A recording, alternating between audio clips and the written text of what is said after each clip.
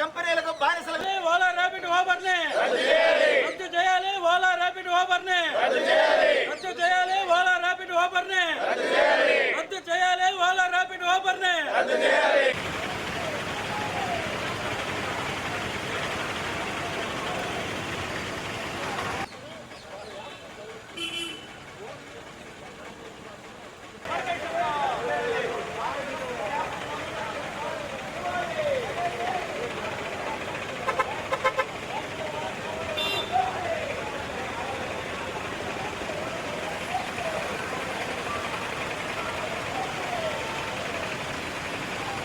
Ola Uber ర్యాపిడోని అవకాశం కల్పిస్తూ circular విడుదల చేయడం జరిగింది. ఇది రాష్ట్రంలో ఉండే 12 లక్షల మంది ఆటో డ్రైవర్లకి మరి తీవ్ర నష్టకరంగా పరిణమించింది. మరి కూటమి ప్రభుత్వం అధికారంలోకి వచ్చేటప్పుడు మేము కొత్త ఉపాధి కల్పిస్తాము, ఉద్యోగాలు కల్పిస్తామన్నారు. ఈరోజు ఆటో డ్రైవర్లు డిగ్రీ చేసిన వాళ్ళు, పీజీ చేసిన వాళ్ళు అనేక మంది ప్రభుత్వం ఉపాధి కల్పించకపోయినా స్వయం ఉపాధి కిందతో ఆటోలు దోలుకొని జీవనం కొనసాగిస్తున్నారు. వాళ్ళ ఉపాధిని దెబ్బ కొట్టమైనా చంద్రబాబు నాయుడు గారి లక్ష్యం అని చెప్పేసి మేము అడుగుతున్నాం. ఇప్పటికైనా సరే కేంద్ర ప్రభుత్వం ఈ చట్టం తీసుకొచ్చిందని చెప్పేసి మినిస్టర్ గారు కానీ క్యాబినెట్ కానీ చెప్తుంది.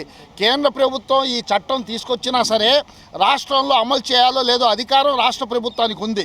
కాబట్టి ఈ అధికారాన్ని ఉపయోగించుకొని రాష్ట్ర ప్రభుత్వం ఓలా ఉబేర్ ర్యాపిడోని అనుమతించకూడదని చెప్పేసి మేము అడుగుతున్నాం.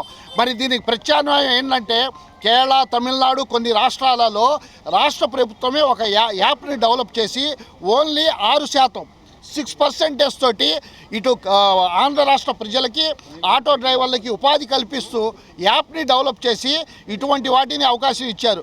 కానీ ఓలా, ఉబేరు, ర్యాపిడో 25% తీసుకుంటున్నారు. దానివల్ల కస్టమర్కి లాభం లేదు, ఆటో డ్రైవర్కి లాభం లేదు, ఉభయలో నష్టపోతున్నారు. ఇది మొత్తం కార్పొరేట్ శక్తులకి, విదేశీ శక్తులకి దాసోహం ఉండటమే, మన డబ్బుని దోపిడీ చేయటమే. బీజేపీ వాళ్ళు స్వదేశీ అని చెప్తారు. ఇదేనా స్వదేశీ వాళ్ళు చెప్పేది? ఈ కూటమిలో ఉండి మేమే రాష్ట్రాన్ని అభివృద్ధి చేస్తామంటున్నారు. ఇదేనా అభివృద్ధి అని మేము అడుగుతున్నాం. కాబట్టి ఏమాత్రం 12 లక్షల మందిగా ఉన్న ఆటో డ్రైవర్ల మీద ప్రేమ ఉన్న, అదేవిధంగా కార్లు 2 లక్షల కార్లు ఉన్నాయి. అంటే మొత్తం 14 లక్షల నుంచి 15 లక్షల మంది ఉన్నారు. వాళ్ళ మీద ఏమాత్రం ప్రేమ ఉన్నా వెంటనే చంద్రబాబు నాయుడు గారు ఆ సర్క్యులర్ రద్దు చేసి రాష్ట్ర ప్రభుత్వం యాప్ని డెవలప్ చేసి ప్రజల్ని, ఆటో డ్రైవర్లని ఆదుకోవాలని విజ్ఞప్తి చేస్తున్నాం.